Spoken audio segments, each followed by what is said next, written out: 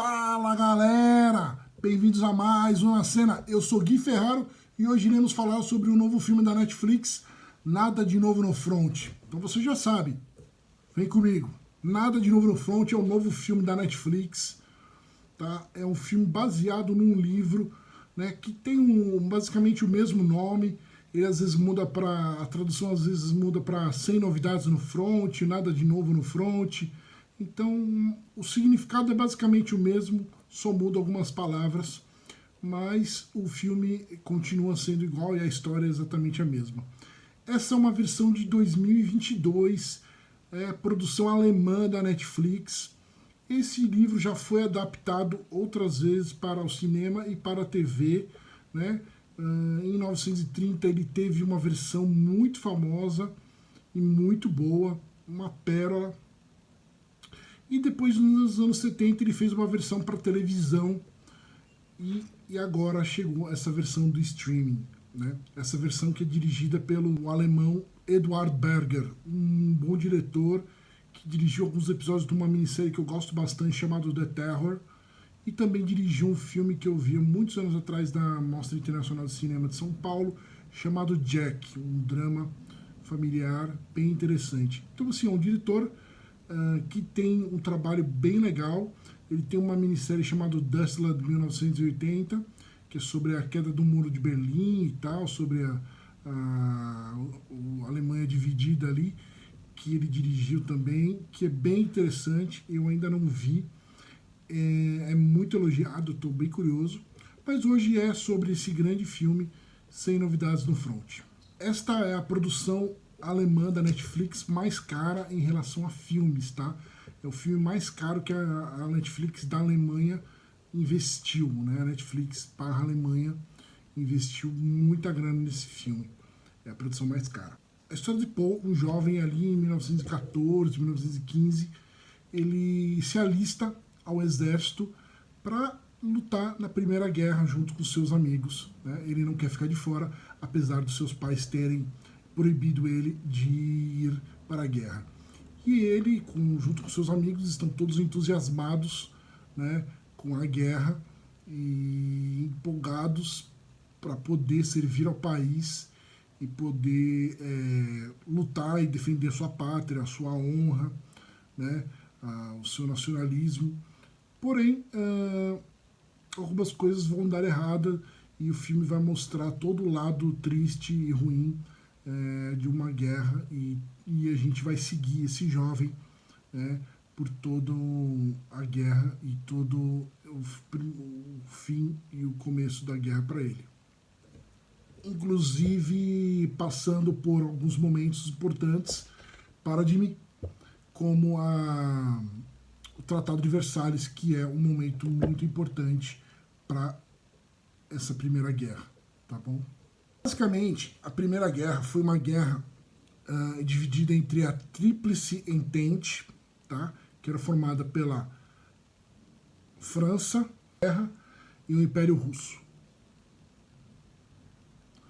E lutava contra os alemães e o Império Austro-Húngaro, tá bom?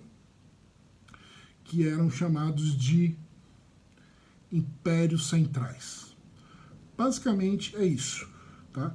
Obviamente teve outros países que entraram em guerra, incluindo Brasil, Itália, China, Estados Unidos, mas o que a gente precisa saber é só isso. Então, assim, grande parte dessa luta foi entre a Alemanha tentar invadir a França, né, e dominar a França, né? E teve grandíssimas batalhas do fronte francês e eles não conseguiram invadir o fronte francês nessas batalhas, né? Ficaram anos, quase 4 anos, basicamente tentando invadir e morreram milhões de pessoas nessa invasão idiota que não funcionou e não deu certo. E esse confronto é a parte onde muito dessas histórias do Paul no filme é contada, né? Os conflitos são basicamente onde esse personagem do Paul vai estar inserido durante a guerra, né?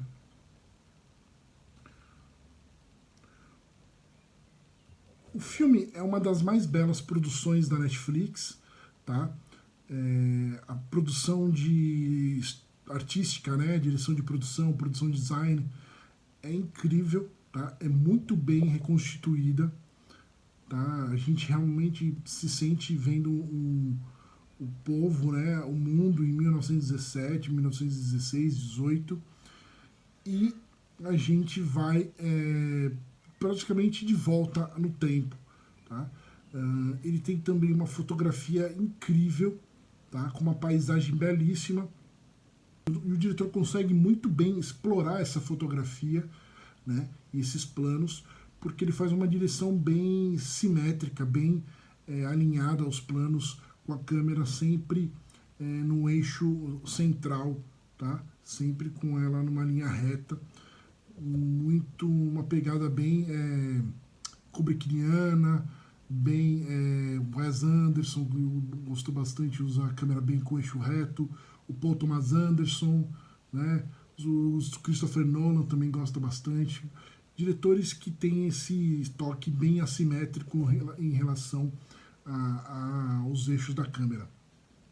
E além disso, ele também opta, né, para aproveitar as paisagens, porque tem muitos planos fora de casas, fora de quartéis, fora de lugares fechados. Ele usa sempre lentes abertas, né, aproveitando sempre os ângulos maiores, né, e dando profundidade na imagem. Então ele faz um trabalho incrível de câmera e de fotografia e planos para poder sempre privilegiar a ação dos atores e da imagem e do design de produção.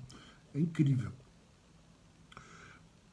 As cenas de guerra são muito boas, são bastante cruéis, né?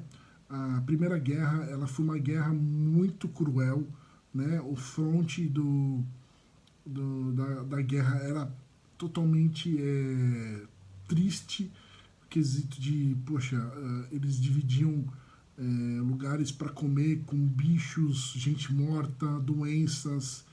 Então, assim, as trincheiras eram lugares terríveis de se viver, os caras passavam dias lá, né, xixi, cocô, assim, né, a quilômetros e metros de pessoas mortas, né, bichos comendo. Então, assim, era um negócio muito triste, né? Então, assim, era uma crueldade um pouco pior do que a Segunda Guerra Mundial, para mim, né, ao meu ver, né? Tendo que eu assisti em alguns documentários, em especial o documentário do Peter Jackson, Eles Não Envelhecerão, né, que é um filme que retrata bastante isso, né, a Primeira Guerra e o fronte dela.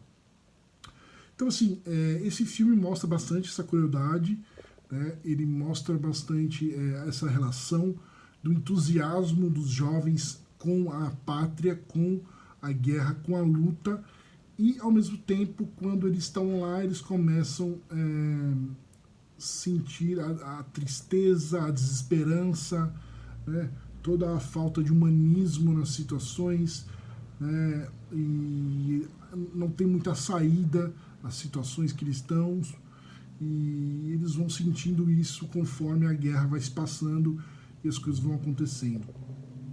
Ao mesmo tempo, tem um leve retrato já mais para o final, né, da guerra, o Tratado de Versalhes, que é um pacto entre os países que lutaram a guerra, né, especialmente a França, a Alemanha, Inglaterra, a Áustria-Hungria, esses primeiros mais atingidos ali, em que esses países, especialmente a Alemanha, teria que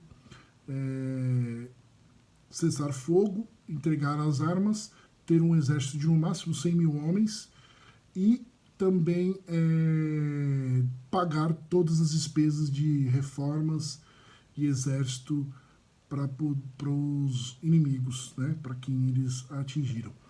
E isso vai dar uma coisa muito importante lá na frente, na Segunda Guerra Mundial.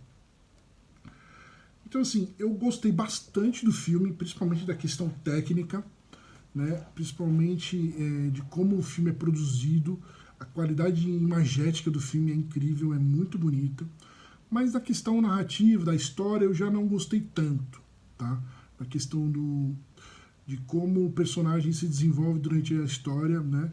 Sim, ele passa por vários momentos tristes, ele passa por momentos de esperança, de querer estar ali, mas eu acho que não foi muito cativante a forma como eles fizeram dessa vez. Talvez a atuação, talvez as escolhas de cenas na história, talvez as decisões tomadas em algumas cenas. Eu ainda não, de certa forma, eu não entendi muito bem o que eu não gostei, ou por que eu não gostei. Tá? Ou talvez eu assisti ansioso demais, porque esses dias foram bem complicados. Né? Mas, de certa forma, eu acho que não estraga tanto, porque ela não é uma história com um desenvolvimento, um arco muito importante de personagens. Né? Ela é mais um retrato baseado num livro, né, e numa história de alguém que viveu ali, né, e pessoas que viveram naquilo, que sentiram aquilo, que estiveram lá. Então, assim, é bem interessante para a gente relembrar, né, o quão ruim é uma guerra. E o interessante da abordagem dessa adaptação é que ela não mostra lados, né? Apesar da Alemanha ser o vilão dessa história, de certa forma, ela a história não vilaniza os alemães e também não deixa eles como herói, né? Ela simplesmente mostra como é ruim para os dois lados essa guerra, né? As guerras em si, no caso. E esse personagem é o retrato desse lado ruim das guerras, né? Esses jovens, né? Esses amigos também dele, o Stanislau, que tá lá nessa guerra e nessa luta com todos eles e sofrendo baixas, perdendo as pessoas, sem esperança. Então, assim, o filme ele consegue ser um filme político, né, com discussões interessantes, mas ele não precisa mostrar um lado, né, vilanizar, né, os personagens e nem os lados, né? Ele simplesmente mostra que tá tudo errado e guerra não serve para nada. Um pouco mais agora sobre o Tratado de Versalhes. Ele é importante porque existe depois na Alemanha, né, um ressentimento sobre esse tratado, né, sobre como foi essa negociação, né, e eles terem ficado enfraquecidos como país, né, por causa do exército menor, por causa de ter que pagar as contas da guerra. Então, muitos generais, muitos lords, né, muitas pessoas ricas, né, muitos aristocratas alemães, inclusive, né, toda a comissão de Hitler ali, que ascendeu para a Segunda Guerra, existia muito uma raiva, um ressentimento deles em relação a isso, né, com esse Tratado de Versalhes. E isso vai ecoar bastante na Segunda Guerra Mundial, e a gente já sabe como é que foi. Então, assim, é um filme que eu gostei bastante, apesar de ter alguns probleminhas de não ter personagens muito cativantes, mas eu ainda recomendo bastante. É um dos grandes filmes da Netflix, vai concorrer ao Oscar de melhor filme estrangeiro. Tem o Daniel Bru como uma participação especial ali, ele está na equipe em que vai atrás do Tratado de Versalhes. Daniel Bru é um grandíssimo ator, talvez o ator alemão de maior renome hoje em dia.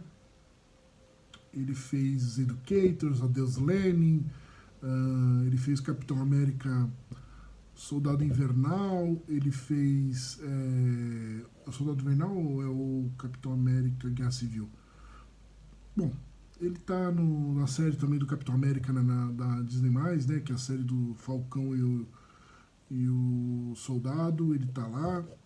Daniel Bru é incrível, é um ótimo ator aqui, ele faz uma participação pequena, mas vale a pena. Um grande abraço, espero que vocês gostem. Deixe aí seu comentário, o que você achou desse filme, comenta aí pra gente. E não deixe de indicar a gente para os outros amigos, sempre com dicas e novidades toda semana. Um grande abraço.